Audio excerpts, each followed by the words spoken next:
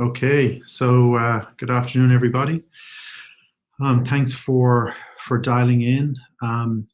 This uh, webcast will talk you through the Automation Fund 4, sorry, 4, and we'll focus on what it is exactly we do as a company and how we make money, for our investors, how our investors get that money back. And at the end, there's some time for Q&A. The whole thing will take about 20 minutes. I'll move at a reasonable pace, a few pages of charts and so on, but really the most important thing is to explain to you how the business works. So my name is Paul Birkett. I am the CEO of Automation Holdings, which is the operator of the fund that we're discussing today. We are in the business of buying defaulted mortgages, which means buying mortgages where the borrower isn't paying. So the mortgage is still secured on the home, but we buy the mortgage and then engage with the borrower to figure out why it is that they stop paying.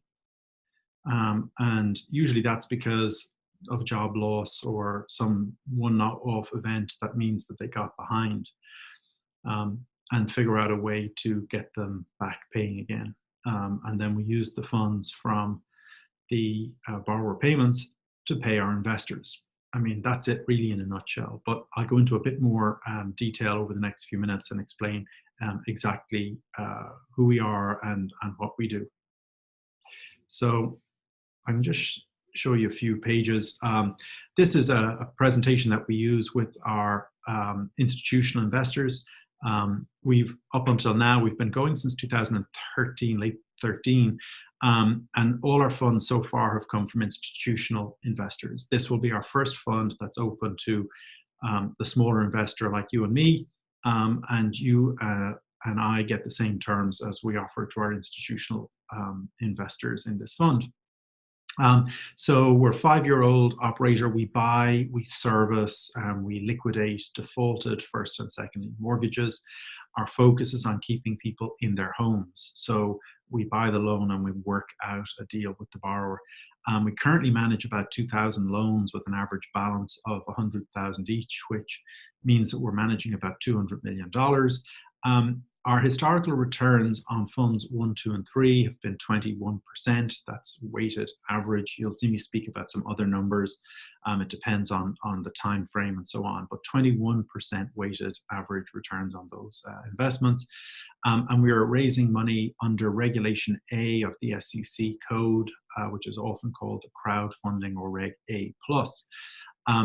This presentation is not a attempt to solicit funds, and I'll let you all read this disclaimer, but it's very important that you read the offering circular, which will be at the end of this webinar, but there's a link very prominently on our website, www.automationfinance.com. You can also find us on the SEC website because we are a SEC qualified fund. So I'll move through the charts pretty quickly, and then we'll move to Q&A at the end. The key thing about the fund is this is our 4th fund. Our first 3 funds have produced a weighted average of 21.5% return, or an IRR of just over 17%.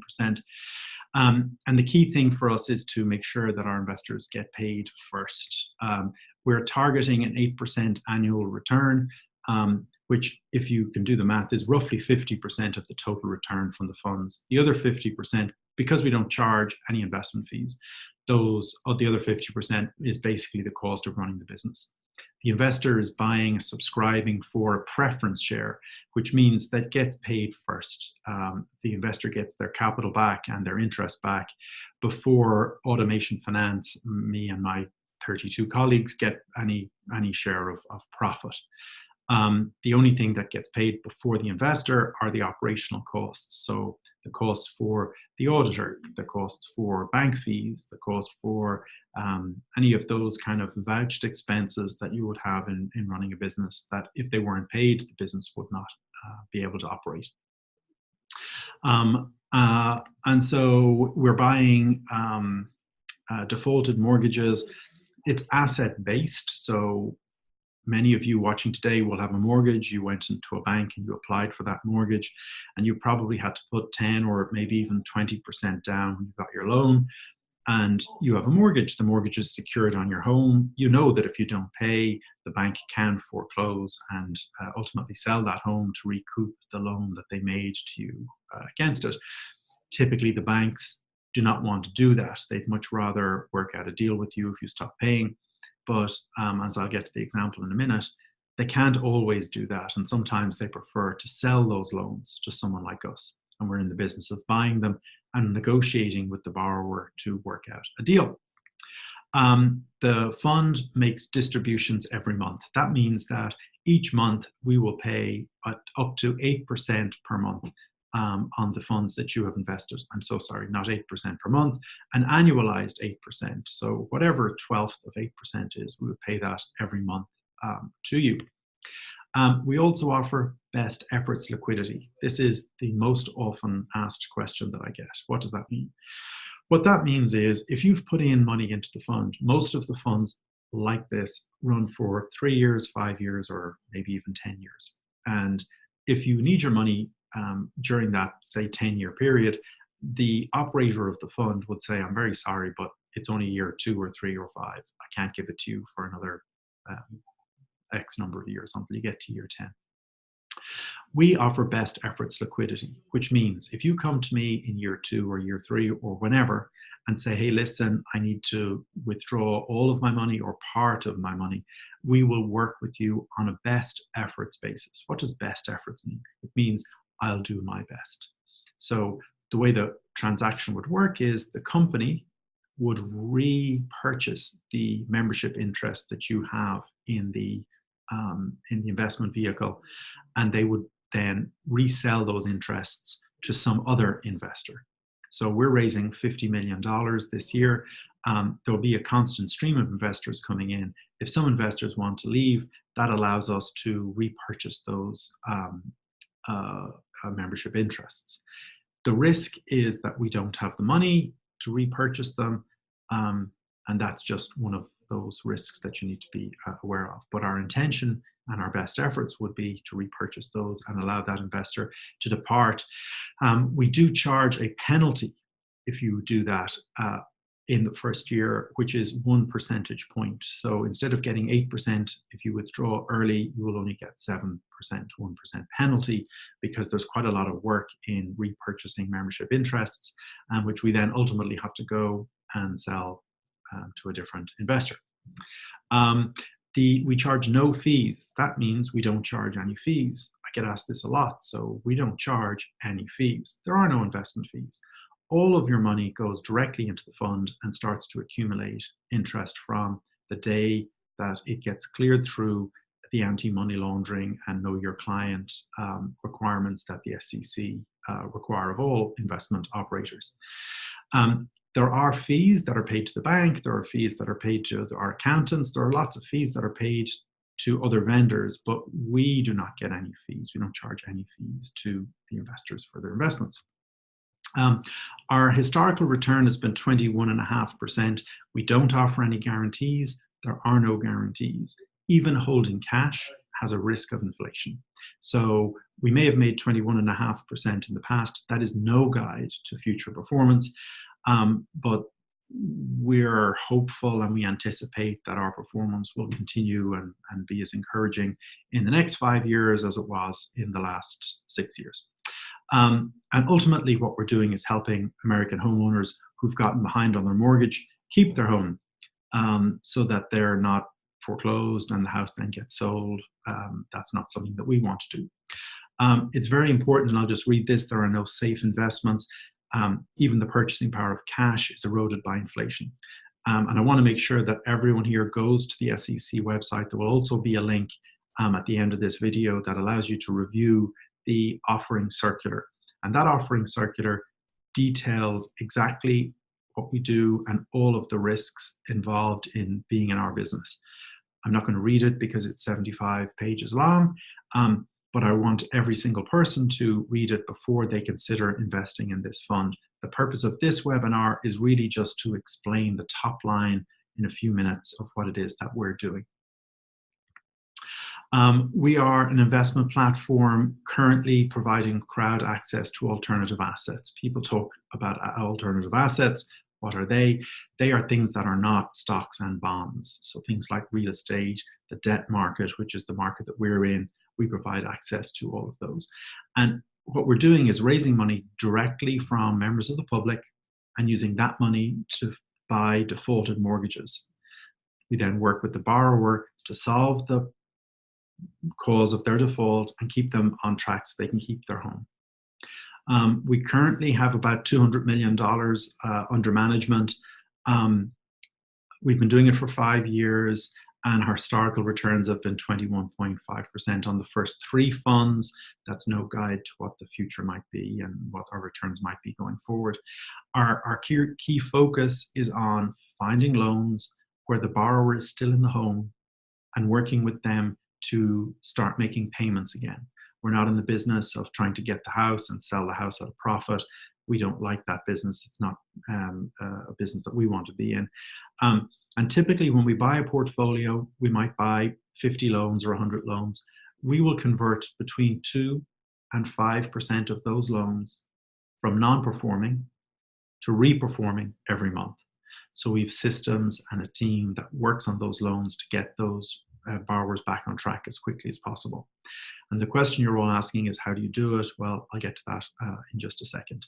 And as I say, we're raising $50 million under Regulation A of the SEC code.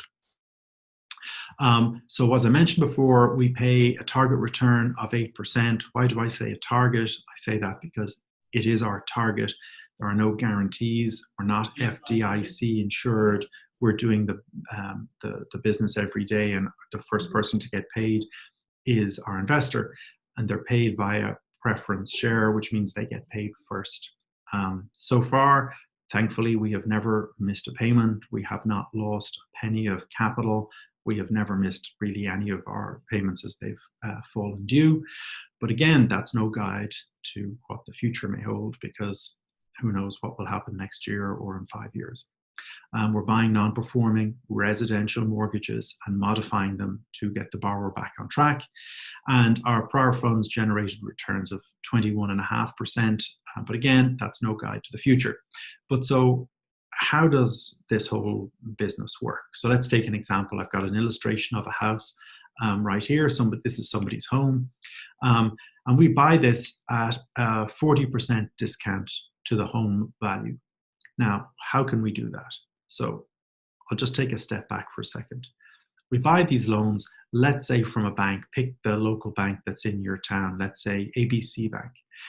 ABC Bank has been making mortgage loans in that town for a long time, even if it's a big bank like Bank of America or Chase. They're making loans all the time. And one of their borrowers stops paying. The bank has got a choice. They can do one of 3 things. The first thing they can do is do nothing. Unfortunately, they can't really do that for very long, because it will quickly get out around town that ABC Bank, you don't need to pay them. They don't do anything. They can foreclose, which means they start the legal process, in effect, to sue the borrower for the money that is owed. The home will eventually be sold and the bank is repaid. The bank is fine. The problem with that is it's a big headline risk for that bank. The local newspaper will say ABC Bank kicks out family from their home and leaves them homeless. So ABC Bank doesn't want that. The third thing they will do is sell the loan, and they can sell the loan to someone like us. And we'll buy it because we can do things that the bank cannot do. And the single thing that we can do in particular that the bank cannot do is we can negotiate with the borrower. You see, ABC Bank can't cut any deals with the borrower. If they do, that borrower will tell all his or her friends, hey, I got a deal from ABC Bank, you don't need to pay them. And then when they chase you, they'll give you discounts, they'll forgive payments, and so on. The way we're set up, we don't have any particular geographic footprint. We can deal with borrowers from all around the country. And when we get them through our loan servicer on the phone, our objective is to get them back paying again. So we'll forgive missed payments, we'll reduce their balance if we have to, we'll reduce their interest rate, we'll extend the term of the loan, whatever we need to do to get them back on track. And that's the key thing, because a borrower back on track will keep paying. And the secret, if there is a secret, is to ensure that the monthly payment that they need to pay to us is lower than what they would be paying if they were just renting the house around the corner. So to go to this example, here's a house, the value of the house is $100,000. $110,000, pardon me, and the loan balance is $100,000. So we would buy a loan like that for around $60,000. And that means we've about $40,000 of margin, the difference between what the balance, in other words, what the borrower owes, and what we bought the loan for. And so that $40,000 in effect becomes the money that we share with the borrower. Because remember, they may not have paid for years. We've got to forgive all the missed payments. We've got to forgive penalties and accelerated interest, all of the penalties that can be attached to a mortgage when the borrower isn't paying. And we do that at scale because we've built a system. It's called Clockwork AM, and it maximizes the likelihood of getting the borrower back on track. We know what the house is worth. We know what the borrower works as. We know what their income is. We know what their outgoings are. So we have a very quick way of getting them back on track. And that's really the key to the business. Once the borrower is back on track and making payments, we can use the cash that they pay on their monthly mortgage to pay our investors. And that's how the system works. For sure, from time to time, the borrower has left the home, he's moved to the other side of the country, or he's gone somewhere else and is not interested in making payments. In those cases, that's around 10% of the time.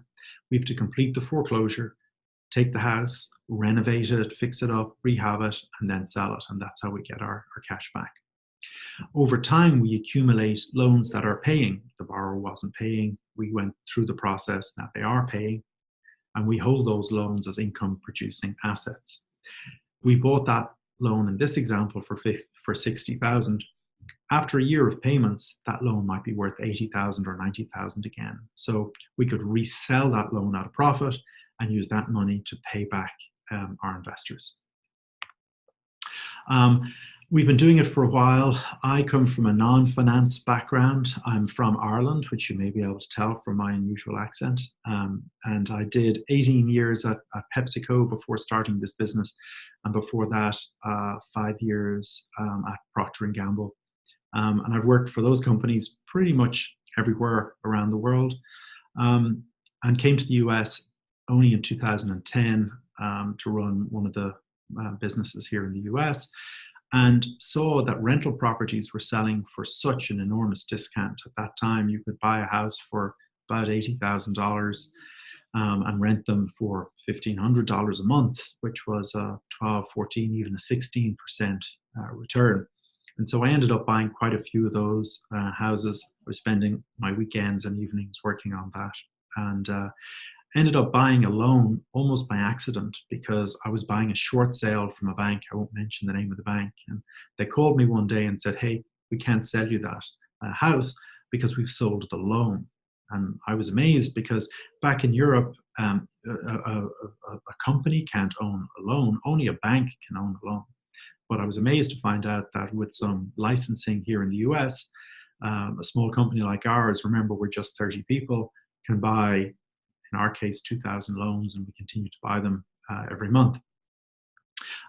So I started the business and I built it up. It was a classical startup story, started in my bedroom and then built it up over the last few years. We got to about 7 people in my tiny New York apartment. It's about 800, maybe 700 square feet. And we had 7 people in there. And at one point we had to say, you know what, we can't do this from an apartment. And we moved downtown. We're just by Wall Street, one subway stop from Wall Street on Fulton Street in downtown Manhattan, where I'm talking to you from right now. And so over the last few years, we started building up the business. And just last year, I was delighted I was able to attract Quang Lim from Goldman Sachs. And so He comes from the credit markets, a real expert in that business, and had worked before that at JP Morgan and also at Standard & Poor's, which is a bond rating agency. So he actually has a lot more experience in the high finance side of the world than I do. I'm more of an operator working the loans on a daily basis with our team here. And so we built out a team of, as I say, about 30 people. We're buying, fixing, and collecting on these loans for 6 years now. These are returns for the last 4 funds. We bought first liens and second liens. Our IRR has been 17%, which is a little bit less than our total return because IRR accounts for time, but 17% return a year. And our investors, we pay 8%. So about 50% of the return goes to the investor, and out of the remaining, we have to fund running the business. So unfortunately, that doesn't all go into my pocket, but at least we can run the business with those funds.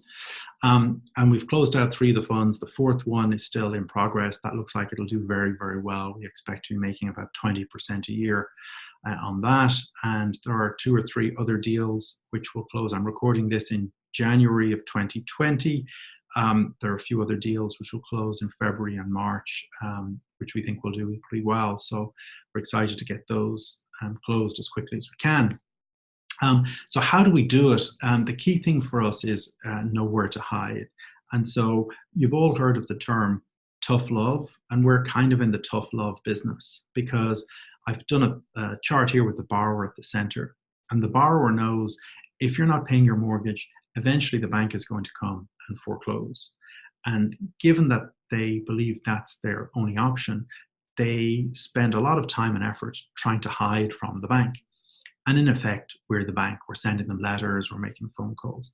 And so the key thing for us is to convince them that it's not too good to be true.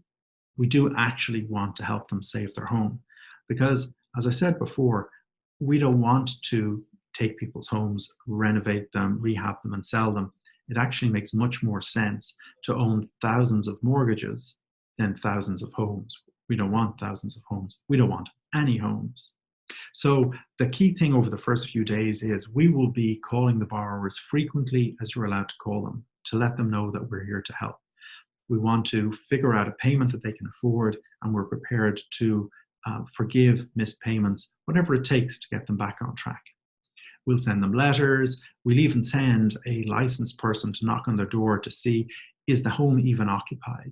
Because some of these houses aren't. The borrower's moved on and gone somewhere else. So we're knocking on the door to see, are they there? And if they are, maybe they can call us and we can do a deal with them.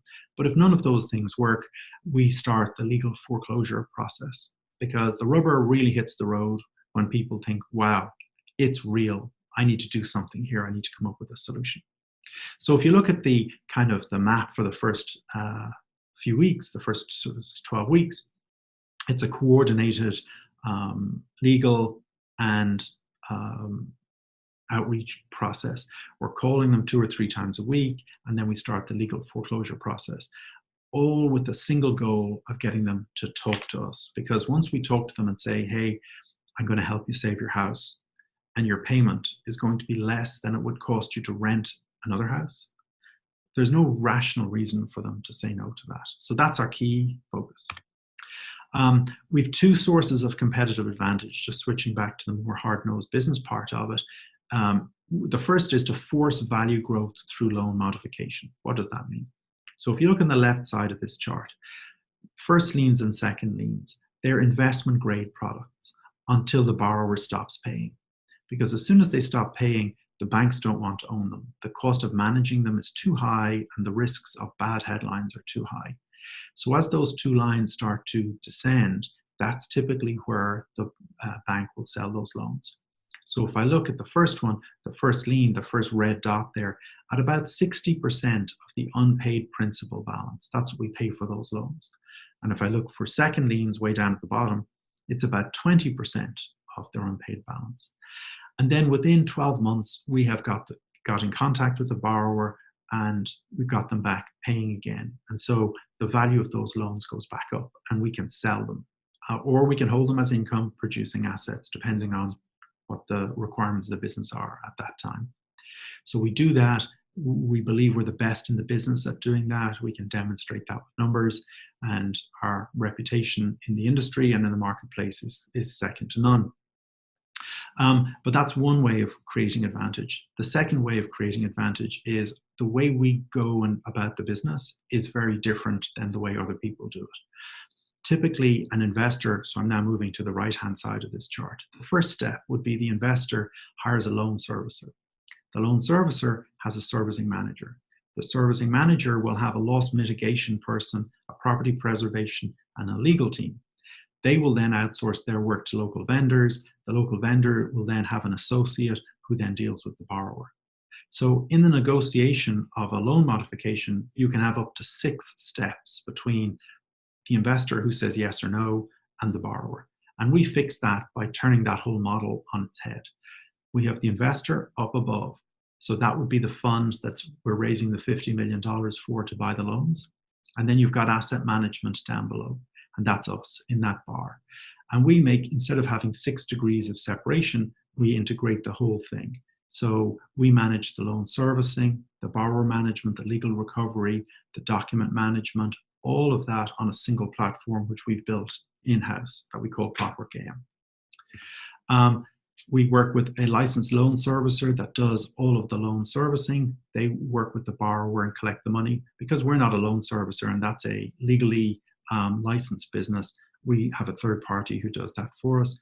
That's one of the people who need to get paid. I mentioned fees before. We then have project management. That's all done in-house. And to give you an idea of the scale, we have 124 law firms on our platform. They're managing about 2,500 active files, and we're processing 350 legal requests a week.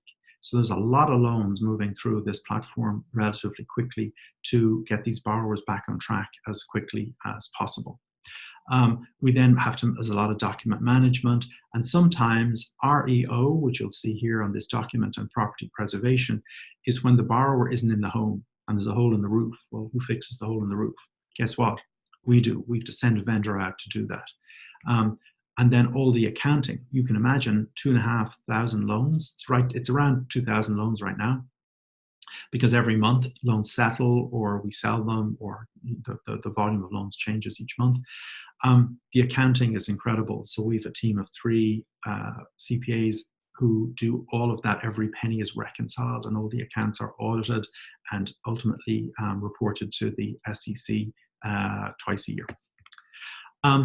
We are roughly twice as good in terms of our outcomes as the industry average. So I won't go through all the numbers on this page, but there's a couple of key ones.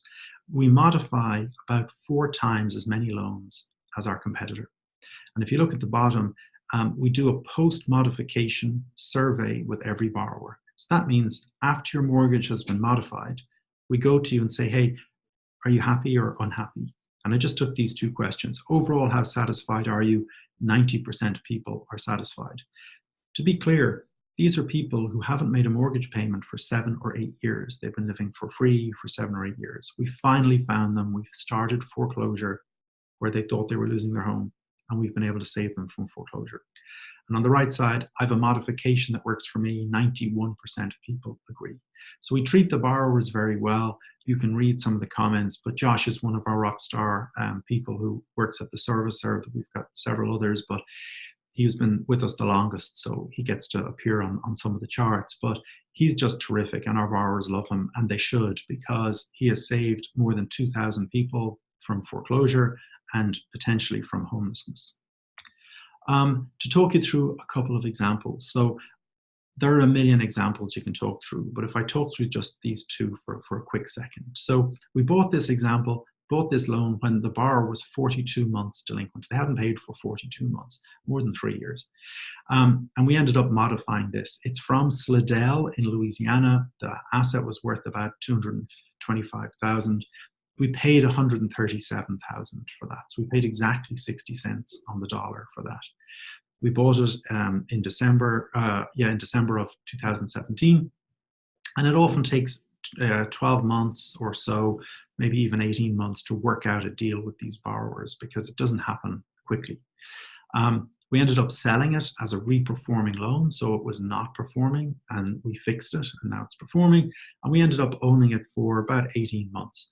We bought it for 60 cents on the dollar. We sold it for 81 cents on the dollar. And a lot of this work is a bit like financial consulting to families. In this case, there were 3 generations living in the home. The borrower was paying all the bills. They had 3 grown-up sons who were living there rent-free and paying nothing.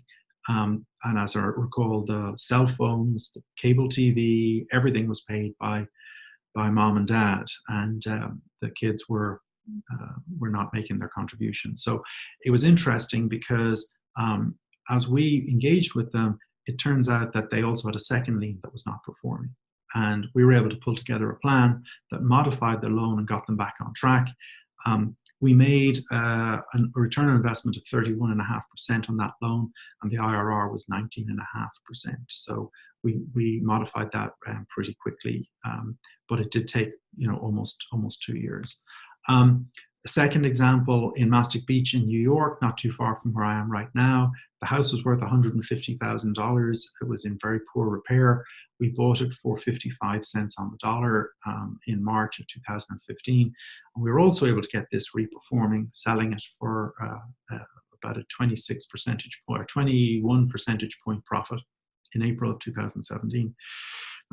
It was a bus driver. He had some medical issues and got behind on his mortgage and got behind on credit cards, got behind on basically all his bills. We were able to work with his bankruptcy trustee and get him back on track. We ended up owning the loan for just over 2 months. And we sold it for a return on investment of 40% and a 18.7 IRR. So pretty good returns. In both of those cases, roughly half of all those profits went to our investors. So that's really everything I have. I see some questions coming in. I'll get to those in a second. I'm sorry, I should have mentioned that I was seeing your questions. I'll do those in a moment. Just to summarize then, our investors get paid first. We're targeting an 8% annual return, which if everything goes as we plan, that should be about 8% of the total return. The other 8% funds all of our operating costs, but also profits for the company. No profits, no company. The investor is subscribing for a preference share, which means they get paid first before Automation Finance gets anything. It's an asset-based investment. It's a house with a mortgage on it. We're not buying the house, we're buying the mortgage. And so there's an asset behind that. We're paying roughly 60 cents on the dollar for first liens and roughly 20 cents on the dollar for second liens, but pricing varies wildly, but that's a rule of thumb kind of price. We plan on making monthly distributions. We've made 3 of them so far. We only started this fund in December. We got approved in October. We started marketing in December. And those checks are paid, either those distributions are paid by check or by ACH. As the number of investors grows, we'll switch to an automated system. We offer best efforts liquidity, which means if you want to get your money out, we will work with you to get it out. It's in our interest to do that. It's at our discretion, and it's all detailed in the SEC offering circular, which I'll talk about in a second. We don't charge any fees at all. It's open to everyone. You do not need to be an accredited investor, although we do have accredited investors. Anyone with $250 is free to subscribe. You can reinvest your monthly dividends and compound your earnings, which, as we all know, is the secret to building long-term growth. So if you can get 8% and compound that over a long period of time, it's an ideal investment for people looking to grow their capital base. We've made 21.5% on funds 1, 2, and 3. It's all detailed in our prospectus. And at the end of the day, we're helping families avoid foreclosure. I'll read it again. There are no safe investments. Even holding cash runs the potential of being eroded by inflation. So please be sure to read the entire SEC offering circular. There'll be a link at the end of this video. You'll also find it on our website automationfinance.com, and on the SEC website. So that kind of concludes all of my remarks. I do see some questions. I've already spoken about distributions, so I won't talk about that. It's monthly. The FDIC, Michael, we are not insured by the FDIC. We are not a bank. I'm not an expert on the FDIC, but my understanding is only banks are FDIC insured. There is a risk in this investment, like any investment. I can tell you, in the 6 years we've been doing this, we have never lost money. We've never missed an investor payment. But you never know what the future holds. Our target is to pay 8%. Historically, that's about half of what we've been making, but you never know what happens in the future. Josh, is the 8% guaranteed? There are no guarantees. I can just ask you to please read the offering circular. It's our intention to pay 8%, but who knows what the future holds. Can I invest with, Michael asks, sorry, Michael, Sunil asks, can I invest with my Roth IRA? That's a great question. We have had many investors with IRAs. I don't know if they are Roth IRAs. They are IRAs though. I will come back to you on that. We've worked with a number of trustees with IRA investments, but I'm not sure if they're Roth or not. So I'll come back to you on that. How do we make money? Isn't this too good to be true? Well, it's not too good to be true. We make money because we pay our investors 8%, but we generate, or historically we have generated 16%, 17% return on our investments. So we keep the difference between what we pay to our investors and any profit upside from that. So that's how we do it. What does best efforts liquidity mean? Okay, best efforts liquidity means we will make our best efforts. If you wish to withdraw your funds from the fund, we'll work with you to do that. So what that means is we'll buy back the membership interests that you own in the fund. So if someone puts in $100,000, I'm making up an example, and at the end of the second year, they say, hey, I want to buy a Maserati, send me back $50,000.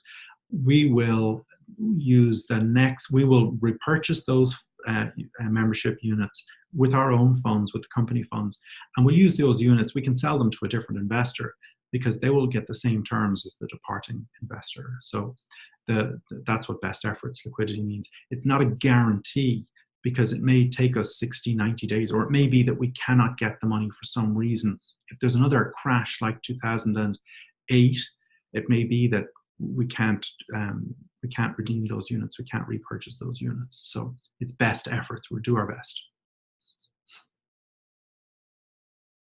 Are you FDIC insured? No, we are not. I think I answered that already. We are not FDIC insured. Okay, so that's all the questions that I have. Thank you for dialing in. We'll be doing webinars like this regularly. So if you would like to send this, we'll even record this. So if you'd like to share it with a friend, or if you have any questions, happy to. Here's one more. Are you a broker dealer? We are not a broker dealer. We are an SEC qualified fund, which means the SEC does not endorse us. The SEC simply has reviewed our offering circular and has raised no objections to us soliciting funds from the general public.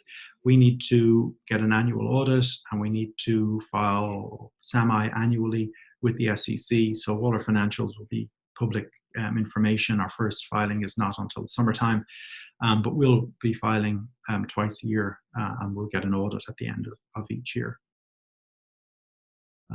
Okay, so thank you. Thanks for your time. Please feel free to email me. You'll find us on automationfinance.com. You'll find my email on the website, or call Investor Relations. Happy to talk with any future investors, current investors. We don't have any past investors yet, but I'm sure we will. So thank you so much for your time, and have a good evening.